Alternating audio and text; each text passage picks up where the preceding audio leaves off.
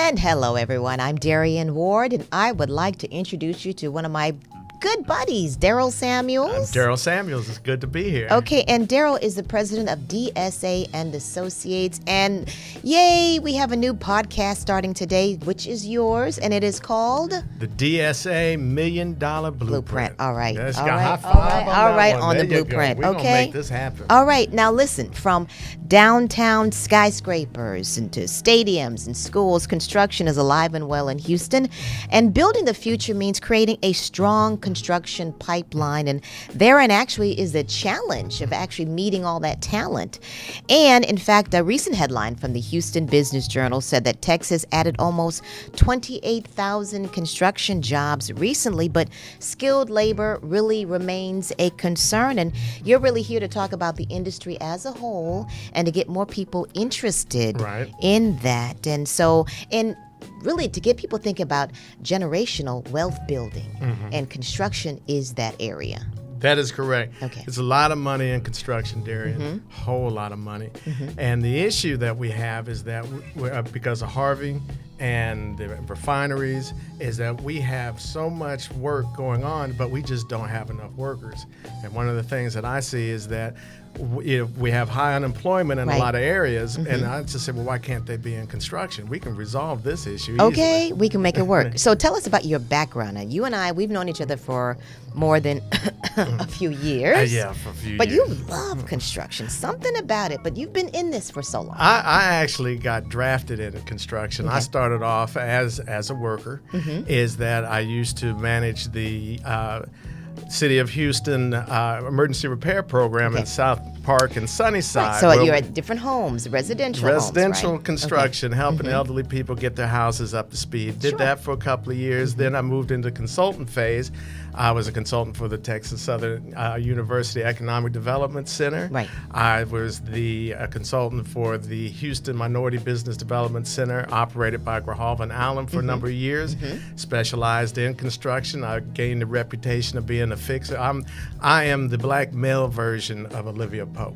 Okay, There's no you scandal fix here. things. You There's fix no scandal things. here, but You I fix fix things. Okay. As that, I also did. I managed the University of Texas Bonding and Technical Assistance Program and the MD Anderson Hub Advisory Services. Did that for a while. So you did all the organizational. Yeah, changes. I did a lot of that. We focused on building the capacity of minority and women-owned businesses so that they can bid and perform on contracts. And I always managed teams that we got in and did a lot of the administrative work.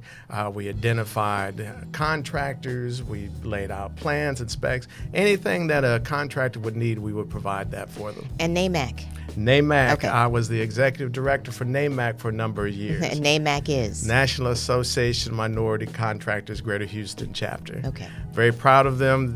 We were able to do a lot of things, but I decided it was time to go on my own, and I formed a company called DSA Million Associates, where we build lives, careers, and projects one person at a time. And I'm very proud to say is that we've grown in the last 7 years from one worker, me. Okay. My dog was my associate, and then now we have 13 consultants and 13 employees, 3 consultants, and we're on major projects. We manage the Houston Independent School District Labor Compliance Program, where we're responsible for monitoring 40 buildings. 40 buildings? 40 school projects, 18 bathroom renovations, and 3 stadiums. So that sounds like that's a lot of people. It's a lot of people, a lot of who time. need to be on those jobs. If we see a lot. I've got 3 crews. I've got one, their responsibility is to go out onto the job sites and interview the workers. The second crew reviews payrolls, and the third put it all together and we report to the district. Another project that we have is in Fort Worth, Texas. Fort Worth, okay. With the Tarrant Infrastructure Project. Okay, what's that one? That is a renovation and new construction of I-35 that's in Tarrant County in Fort Worth, Texas. And we have a couple of consultants there. We've also done construction projects at the airport, breaking concrete, installing refrigerators in Galveston at UTMB. So we're in all different areas, but my main passion has always been is workforce development, finding jobs for people and getting them in construction so that they can experience the same love and admiration that I have for the construction industry. I just want to pass it on to someone else. You know, people really don't think there's a lot of money in construction unless you get to a certain level. So I guess that's kind of one of the reasons why you created Blueprint Houston. Yes. Just to show people that there's overall, you may get in as a worker, move up to project manager, and then maybe you'll be able to own your own business. Well, that's the intent. That's what I did. I started off at the bottom, but what I have found in years of running programs and then also looking at how people get into the industry Right. is that when we're recruited, I would say people of color. Okay. And is that we're always recruited from a jobs perspective. Okay. You know, we need Per sheetrock hour, per right, hour. exactly. We need bricklayers. We need this. You can work on an hour basis. But no one ever explains the why. And one of the things that people have always asked me over the years is saying that I drive by a construction site or a road project and I don't see any black people. And I would say, you're right. Now, if you do, I said, they may be the flag man, they may be in a position that you don't see, but what a lot of people don't see is the administrative and managerial side of construction, and we're not introduced to that. And then also I know that technology is such a part of construction now. So I know that people will be, you know, they don't think about that. But let's go into talk about different trends Okay. and what's going out there. I know we have some slides. too, Oh that we yeah, can talk about some of I got those. some stuff to show know you. you Here do. we I go. know. This is Okay. what I always tell people. It pays well. Money. That's all I can say. OMG. A lot of people don't realize the dollars that flow in a construction project. It said that, and like I said, instills pride. I love walking by or driving by my projects, showing my wife, showing my nieces and nephews and cousins and so forth, and friends say, look, I was on that project. Right. This is my work. And then finally, you just feel good about it. So, okay, we have another slide, and Okay. let's see what we got. What's going on next? What's going on? What's happening? Okay. Okay, like we said, Houston is growing. Houston is growing, is booming. You know, you look around, there is construction everywhere. And the question is, how do I get a piece of that? If I'm 18 to 26 years old, Okay. you know, it's like if you can look at the chart, it's like we're hurting for people that age, right? And as a young adult, it's like when I started, no one presented construction to me. I kind of fell into it. Right. But I'm just saying, I'm seeing that same trend over and over again. I've got people graduating from high school and college. They're struggling to find that job, but then we have a shortage in construction. My question is, well, why can't we get them on to these construction projects? We got work right here. Right. So we need to come up with some really creative ideas to get them. And I know that you have a couple. We'll talk about the construction combine and some other Right. things too. But what are the things about the trends and? Well, another trend, you can go to the next slide, is that the issue is that you got to understand it is with 18 to 26 years old. One of the Okay. things in the Houston area is that they've taken construction education out of a lot of the schools. So a lot of our kids are not exposed to construction at all. At all? At all. So they've taken it back. So I thought we used to do a little hammering a little bit in school. We don't even do that Well, anymore? They've taken that. Like in- Helmec is gone, and I Yep. guess this is gone too, right? Yeah, they're trying to bring it back, but they even took PE out of some of the schools. You got to work out. You got to work it. You got to be physical if you're working in construction. Okay, that's true. So the issue is that you're looking at this age group is that from 16 to 17 years old is that you're lacking people that have the basic skills. They may not have a parent in the home that does that type of work. Right. Then it's the fact you go to college, you're looking for a summer job. Now, for me, you got a choice to work between Burger King. Right. You're going to be a waiter. Because somebody's Waiter. going to be a waiter or in retail. Retail, Exactly. or construction work. Right. Oh, it's too hot. Now I can tell you, I got third-degree burns on my arms from working the fries at Burger King. Okay. But it was just the fact that construction was never introduced to us, and so then when I found out about it, I was in my 20s. So from there is that I've always been behind the curve, but I've always been interested in it, and I found that niche, and so I just love it. Okay, good. All right, our next one. I know we have some more to talk about on Yeah. our slides. Okay, Yeah. obstacles. Yeah, man. Let me tell you. Ah. You know, the thing is, I talk to a lot of, I call them my youngins, Mm-hmm. is that there is a problem with frustration for a lack of job opportunities. Okay. Is that, you know, you have deficiencies, you know, when working in construction, it's not, the old days are not there anymore. It's Okay. gone. Is that you have to look at, the fact is, you can't go to the job site and say, hey, I need a job. You got to go and say, I know somebody that can bring me in. Oh, I got you. The Right, other and issue then that- how do you demonstrate that you have some skills? Too, right? You know, you can take a class, but one of the things that I found is that one of the things that we don't talk about, Darian, is that we don't talk about the culture on a job site. Right. Is that on a construction site, is that 80% of the workers are Hispanic and Okay. likely Spanish speaking. 10% are Anglos that are actually doing the work. 5% are African American, and you know the others is like another 5%. Okay. So you don't have that exposure. But on the other end, it's a flip side. Most of your construction owners are Anglos Right. and Hispanics, but African American and other people of color, we're just not there anymore. And we are not there because of opportunities. We're not there because we are not in the pipeline. We're not there because of what? It's all of the above. We are Okay. not there because we just don't have the exposure. We don't have the connections. Okay. We don't have the contacts. Is that you can go through a training program, you may not get placed on a project. Right. Is that it's simply you don't have anybody that is mentoring you to bring you into the fold. And is that if you don't fit, one of the things I always say is that construction is a family-oriented, homogenous industry. I got you. It's family-oriented. So it's got to look like you. Yeah, it's got to look like you. Is that a Anglo is going to hire like they hire an Anglo. Hispanics going to hire Hispanics. Blacks are going to hire blacks. Asians are going to hire Asians. Is that it's only when the larger companies are more established is that they'll take that risk and hire people outside of their culture. Okay. Okay. We'll work on that. Okay. So you actually provide training and professional development and financial resources, all the stuff that you do with the Blueprint. Houston, do we have another slide that we can? Yeah, we talk do. about? This is Okay. the $1 Million Blueprint. Right. This You got is- little patches here. This Yeah. is what people need to pay attention to right here. Yes, it is. Is Okay. that this is what drives the industry? Okay. Is that when you really look at it, is that the Blueprint is we sponsor. It's a 5-week program. Okay. It is that we meet twice a week and we discuss the nuances of construction, not a skill trade. Is that we show you what drives the industry.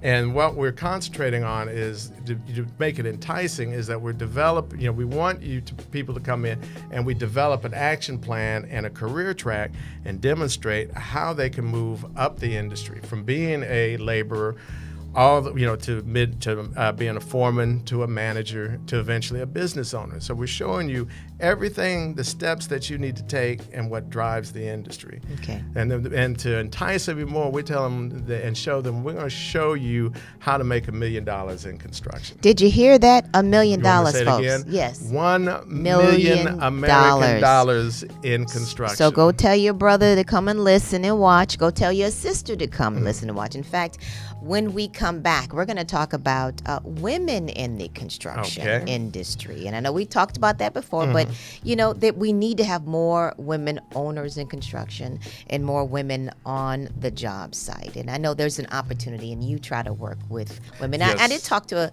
at least one, and she really likes what she's doing. And so being on there, she needs help and support. And you've got some ideas on how to do that. And We we're can going to help. be talking about that when we come back. We'll be right back. You are listening to... DSA Million Dollar Blueprint. All right, we'll be right back.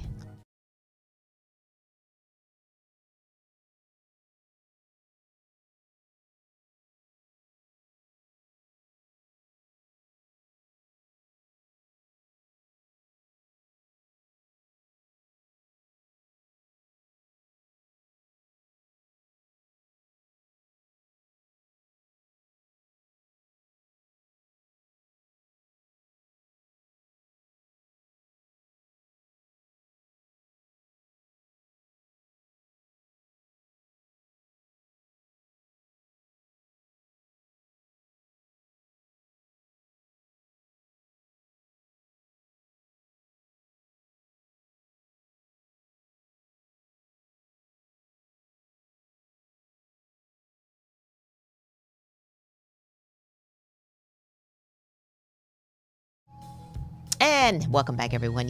I'm Darian Ward, and I'm Darryl Samuels. Okay, and you're listening to the DSA Million Dollar Blueprint. Cha-ching! Are you ready to make some money? That's Big really money. what it's about. That's all it's Are about. you ready to create generational wealth building opportunities? And for women, I had a chance to talk to one of the ladies who's you have been working with, and she likes what she does. She likes the same thing as you said, building something from the ground up. And I live downtown, so I see all the construction. I'm like, wow, it didn't look like that last week. And you can see that everything is moving, and I appreciate that you are hiring women and making sure that there are opportunities for us. Why do you do that, Darryl? Why I do that? I have to hire the best people my money can buy. Okay. And I find that working with women, especially that are interested in construction, they just need exposure to it. Okay. They just need, to say that you're not labeled or you're not going to be pushed into a secretarial role.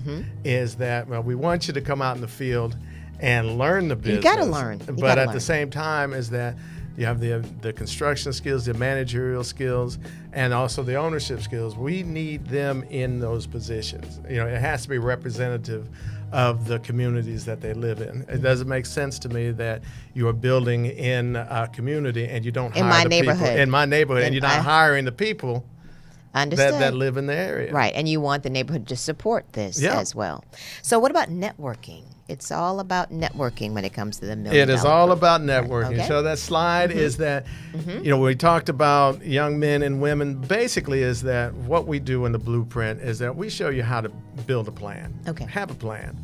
And that from there is that you look at how am I going to get into this industry, understand the nuances, the catches, is that not everybody's going to look like me, but we show you how to work the obstacle course in order so that you can be successful. But the idea behind it is that we provide you with the training, we show you what drives the industry, we show you how to make $1 million, and we show you how to move from being a worker to a business owner. Just show you the next slide, just to give you an idea, is that in construction, I always use this quote from Ernest Gaines. Okay. I want to show them the difference between what they think you are and what you can be. And the idea behind it is that I'll show you how you can make $1 million. Right. Move from a laborer to a crafts worker all the way to a business owner. It takes a little time, but if you have grit and determination, you'll make it happen. Right. Plus, you're learning new skills along the way. You can't be a business owner if you're still learning over here. Right. And I'm grateful that you guys are like mentors to folks, and because they need mentors to help navigate this industry. Yes, you need somebody to guide you because it's family oriented and homogenous. That's my new I know, buzzword. work it, man. Is that our job is that we gotta show them how to do things a little differently. Right. Everything is changing, and so that the industry has to change with them. And I think I keep hearing bring value. Yes. How do you bring value to the industry? How do you bring value to the job when you come on? How about having a good attitude? Well, How about showing up on time or even early? How about what else do you need to do if you're going to stand out in this industry? You need to want something. That's all it is that it's what they call it, desire. And is that the issue is, and let me go into the next slide. Okay. And show you, this is what we talk about. A lot of people think about they're going to start or work in construction. Okay. They're I got to get up. Yes, you're going to get up at 3 or 4 o'clock in the morning to drive to the site. So you got to have your own transportation. Right. Is that you got to pass the background and drug test. Gotcha. Is that you got to be on time because people are depending on you. And that what we show is that, you're not going to be a laborer for the duration. If you have some spunk and you've got some grit to you, you will find a way to move up. Your personality will allow you to move up. And as you move up, you're going to start acquiring things. You start wanting things. You're going to want to buy a car. You want to buy a house. You want to look at investment. So as you move up in that in your position from a laborer to a foreman to a superintendent, you're going to start looking at salary. you're looking at investments, and then when you're finally getting into the managerial, you're going to start looking at contracts. Right. Where's that money coming from?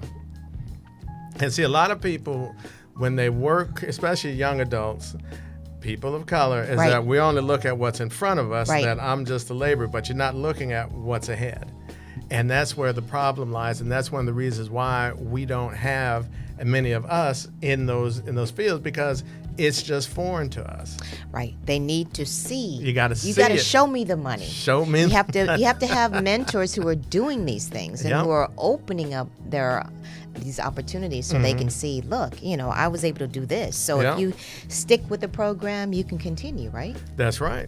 Because the main thing is that we look at making sure that we are engaging people, is that we're going out into the communities and talking to folks about construction, Right. the nuances and the value of construction, is that we're empowering people, is that once you come into our fold, is that our staff members, me, myself, and some of the consultants, is that we meet and we discuss each component of the blueprint to explain to them, this is what drives the industry. This is what you need to do to prepare yourself for the next step. So the intent is going through each step is that that you understand these are the things that you need to do in order to move up in the industry. What I do like is that you have a construction combine, and that's where you go into different high schools or middle schools. It's really Right. high schools, right? And you go and you tell folks, and you actually test students, see if they have any kind of skills out there. And I know you've had some funny ones. Oh, yes. And actually the women do a little better than the guys on the test. Yes, they do. Unless it's about one other little thing. And then they beat us on that. But at least we think differently than guys. Well, us is that Yanni and Laurel thing. Oh, gosh. Yeah, sounds like what? And it's not like what? Well, the issue with the combine, what we do, part of our exercise, that when we go out into the communities and we talk to people about construction, we host an event called the Construction Combine. Right. Now, see, I like NFL football. Yes. Go Texans. We're going to do it. I'm going to keep hope alive. Keep hope alive. Is that just like if you're trying out for the football team, it's the same thing that we do with the combine, is that we have construction drills that we want people to go through. We put them in teams of 5, and what we do is identify who the leaders are, what their, who can stand out, who the crews, who can work and who can't work. Right. And we go through 10 exercises. And then it's reading. And basically what we found was interesting is that a lot of it is their coursework. If they're in school, we do it both at the high school level, and then we also do it in the communities, is that we look at the ability to effectively communicate, how to build. Math is an issue. Do you know how to use a hammer? Can you read a ruler? Can you follow instructions? People don't know how to use a hammer? Oh, I've seen some. I can't use a hammer. I Can't- don't you know know, what a ruler is. Can't read a ruler, can't use a hammer, we've got and some so work to do. So what we do is that we need to know this, because the last thing that we want to do is put somebody on a job site that's not equipped and prepared to do this. And so, Plus, you get a bad reputation Yeah, for we putting get a bad- somebody on the job site and they don't know the basic skills. yeah, Right. I get it. that's where our problem lies. So that's why we do the combine. Can you actually do what you say you can do? And so we evaluate it. We give those that score high. We set up a meeting with the contractors who are monitoring the booths. Okay. And that they make a decision right on the spot whether to hire this person or not. I got a job right here for you. And then for those that that don't make the cut, if they're interested in learning more about construction, is that we work with a number of social service agencies that have construction training programs, and we send them over there. Oh, that's good. So and then It's a win-win no matter everybody what. wins. We just want you in. Right. We need you. Right. So we got to get a whole bunch more people in. So that's the thing, is just to getting what's going people to say, yeah, construction is hot. Okay. Yeah, it's hard work. But if you But I'm gonna tell you, here in Houston versus in New York, because it's either gonna be hot or you want to work in the snow. the bond. I had this discussion. We're spoiled. We are so. Yeah. If it's raining, we're gonna complain about the rain. If it is too hot, we're gonna complain about that. We're gonna complain about whatever we want to complain about. I had a discussion with my team, and we were talking about that. We were looking for ex-college athletes and ex-high school athletes. Okay, because they're outside. Can because they know they're how to be outside? They're conditioned. Right. They can work in adverse weather conditions. Right. Is that to me? They seem to be the ideal person. Okay. Because that they have that team attitude. Right. They have that desire. They know how to work to get to where they want to be at. That's an idea. And so no one thinks about that. Okay. I think about that. Oh, no, very strategic. Yeah, very strategic. It's like, as I tell my folks, we're not there to motivate sedentary people. Those that I don't know what I want to do. I think I'll try construction. Next. Right. Next. Who can see this opportunity? Yeah. And that's what we really want you guys to see, the opportunities out there. If not, someone else is going to take it, and you don't want to miss out on this opportunity. And connecting with you and connecting with the DSA Million Dollar Blueprint, because if you could start right now, imagine how far you can be in 6 months. Imagine how far you can be in 1 year. You can start your own business within 6 months to a year after you start as a laborer. You just have to determine what it is that you want to do. How do we get more people involved? Do they need to go to the website? Do they need to go where? How do we start recruiting more people? And then we're going to let them know about the next construction combine coming up as well. Yes. If you're interested in what we're doing, our email address is www.dsamllc.com. Okay, you're going to have to say that again, right? www.dsamllc.com. Okay, yes. So, and the construction combine is coming up in June and then there's a website, so you can connect with us via Twitter, via Facebook, LinkedIn.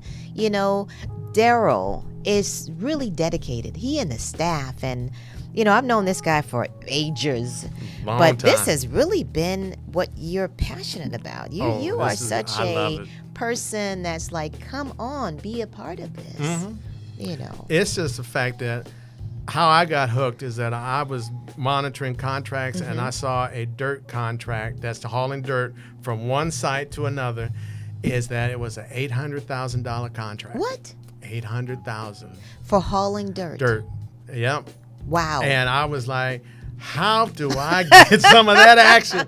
I need some of that. Right. I want that.